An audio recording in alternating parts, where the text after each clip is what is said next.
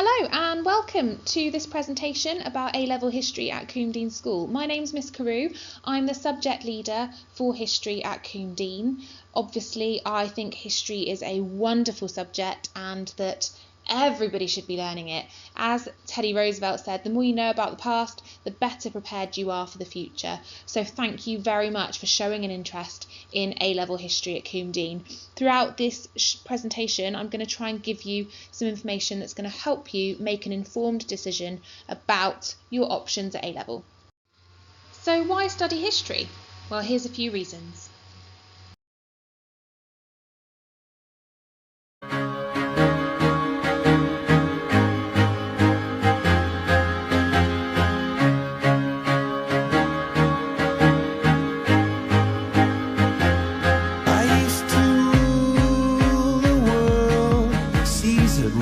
When I gave the word, now in the morning I sleep alone, sweep the streets I used to own.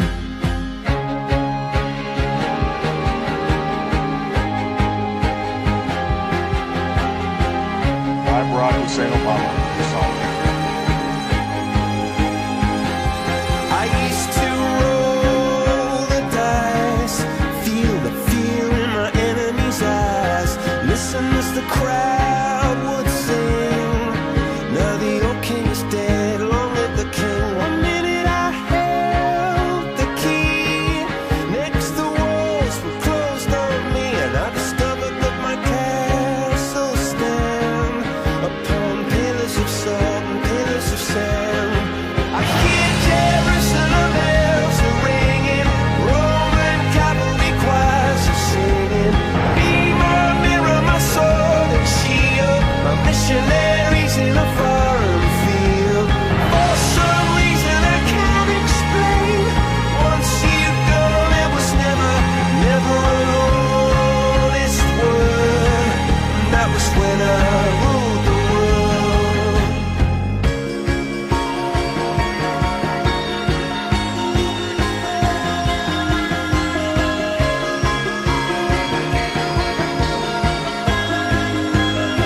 It was the wicked and wild wind, blew down the doors to let me in, shattered windows and the sound of drums. People couldn't believe what I'd become, and revolutionaries wait for my head on a silver plate, just a puppet on a lonely string. Oh, who would ever wanna be king? I hear Jerusalem bells are ringing, Roman cavalry choirs are singing. Be my mirror, my sword and shield, my missionaries in a foreign field. For some reason I can't explain, I know St. Peter won't call my name, never an honest word, but that was when I ruled the world.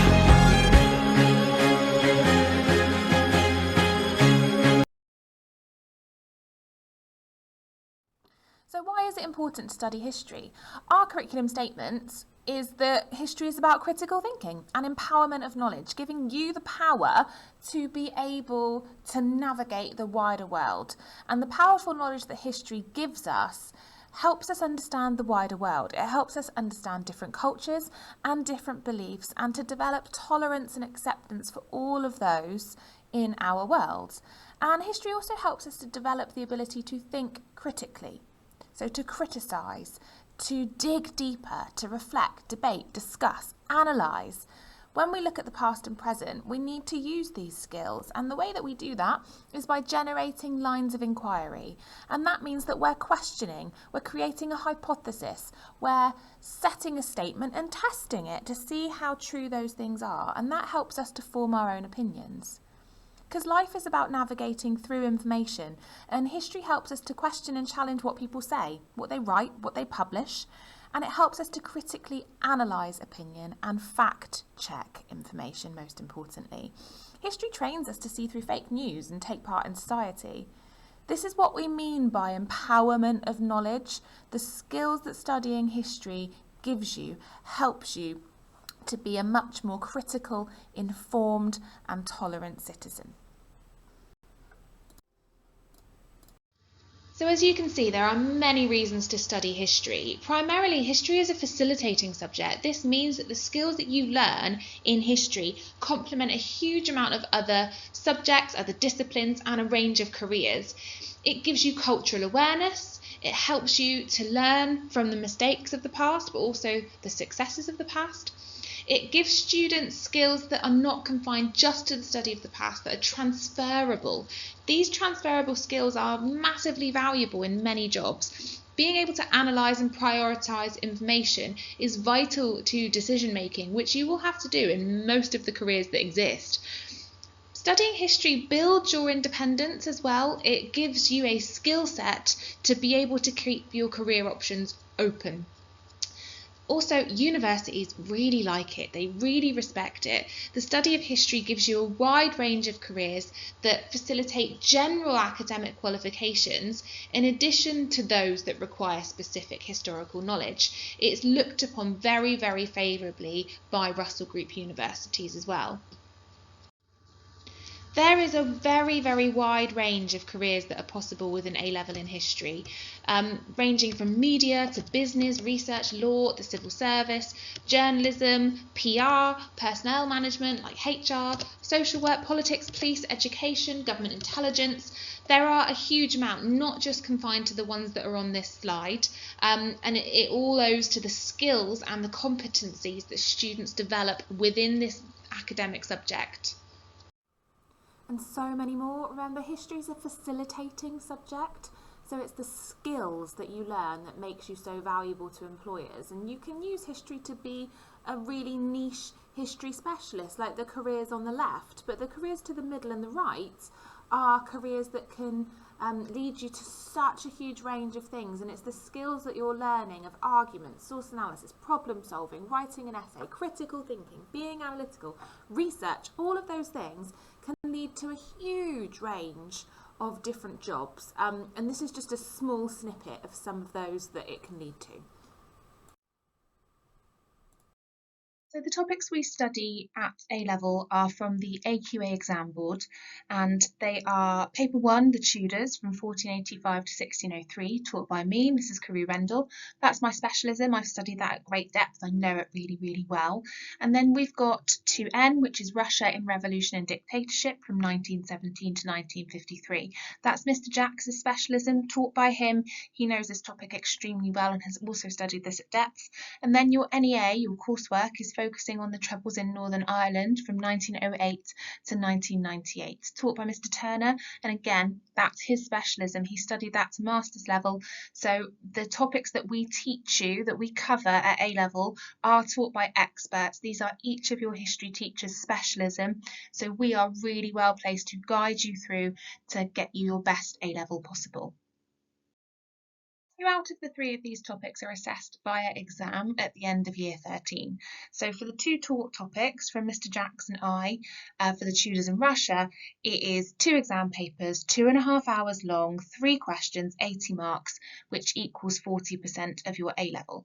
The difference between those 2 papers, you have exactly the same question, which is a how far do you agree essay question. You have 2 of those in each paper, but the difference is that for the Tudors, you have an interpretations question, bit like in Germany and GCSE, where you're looking at historians' viewpoints and you're breaking them down and analysing them to say how convincing you find them.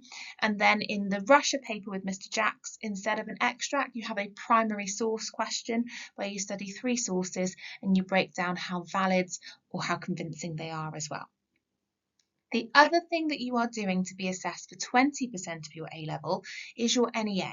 Now, this is an essay of about 3,000 to 3,500 words. It's worth 40 marks and it's 20% of your A-level.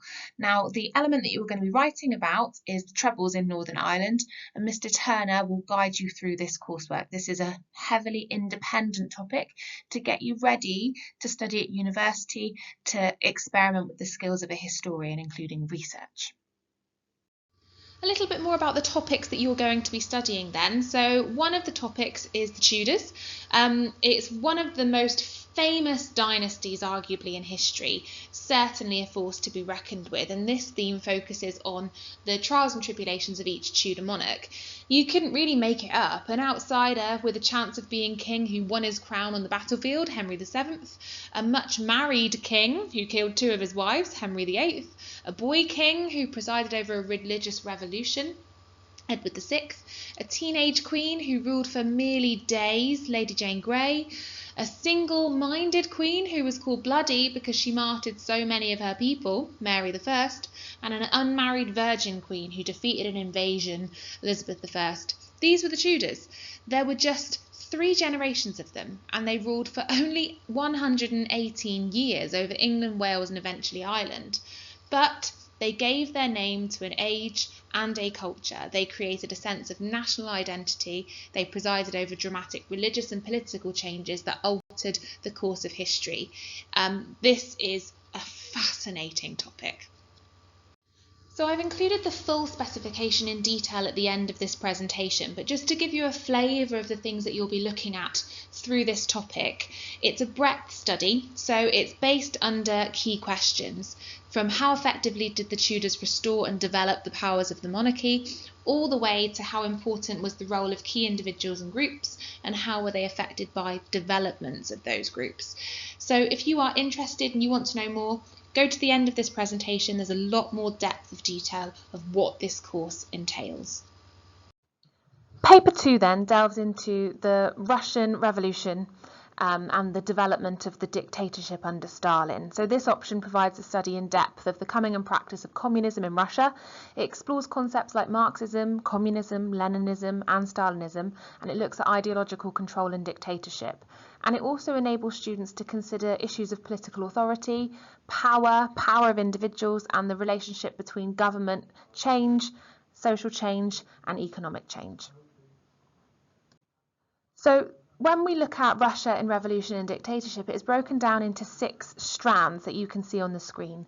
And essentially what it is looking into is uncovering how Russia went from a monarchy to a dictatorship in 1953 and the building up of that dictatorship and how that moved forward and how that changed things for Russia, the people of Russia, but also Russia on the world stage. So within that, we'll be looking, of course, at the revolutions and ideology, but we'll also be looking at things like the Cold War, Russia on the international stage in terms of the First World War and the Second World War, and looking at politics and control as well.